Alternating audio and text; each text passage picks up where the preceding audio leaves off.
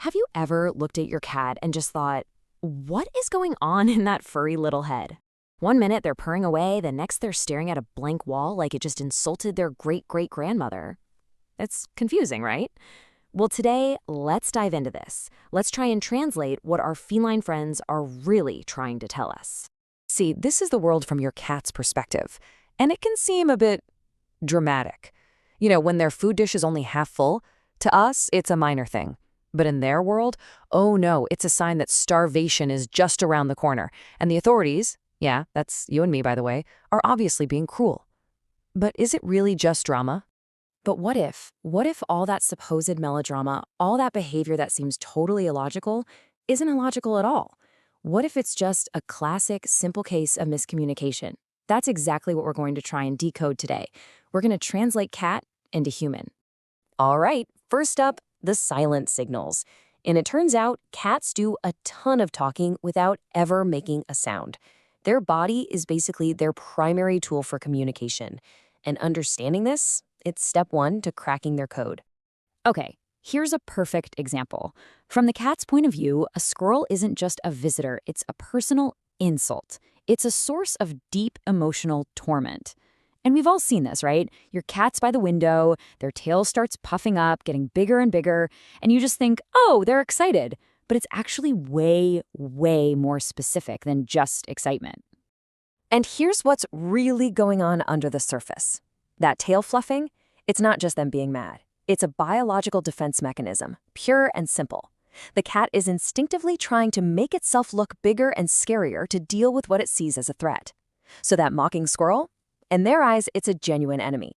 And what about this kind of household catastrophe? You tidy up a little, you move a pair of pants off the couch, and bam, suddenly, in your cat's world, all hope for a decent nap is completely gone.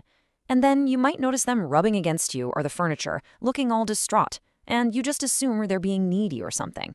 But here's the translation for that. The rubbing action is communication. Seriously. When a cat rubs its face on things, your leg, the sofa, that favorite pair of black pants, it's leaving its scent behind. It's literally marking its territory. So when you move those pants, you've just erased a piece of their safe marked property. It's a mix of affection and a clear declaration of ownership. Oh, this one is just perfect. It totally captures that intense, laser-like focus that cats have, you know? They'll stare at something for hours, pupils huge, completely absorbed. You see them getting ready to pounce on a speck of dust, and you're just thinking, okay, they've finally lost it.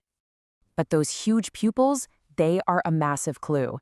They can signal a whole range of really strong emotions. Everything from pure playfulness when they're stalking a toy mouse, all the way to fear or aggression if they feel trapped. And when they're checking out a new situation, like that mysterious insect on the wall, their pupils get wide to take in as much information as possible. It's basically their investigation mode. Okay, so let's move on from the silent stuff to the vocal. And check this out. Here's a pretty amazing fact. Adult cats almost never meow at each other. They save that sound almost exclusively for talking with us humans. It's literally a language they developed just for us. And this right here, this is that language in action. You close the bedroom door for the night, and pretty soon your cat starts to sing the song of my people. To them, it's not just random noise, it's a desperate plea for rescue from their lonely exile. But here's the key thing to remember. Not all meows are created equal. So the crucial thing you gotta listen for is the pitch and the duration. Seriously, think of it like a code. A quick, short little meow when you walk in the door, that's probably just a friendly, hey, what's up? That more insistent, medium-pitched meow or on dinner time, that's a direct request. Hey, fill my bowl.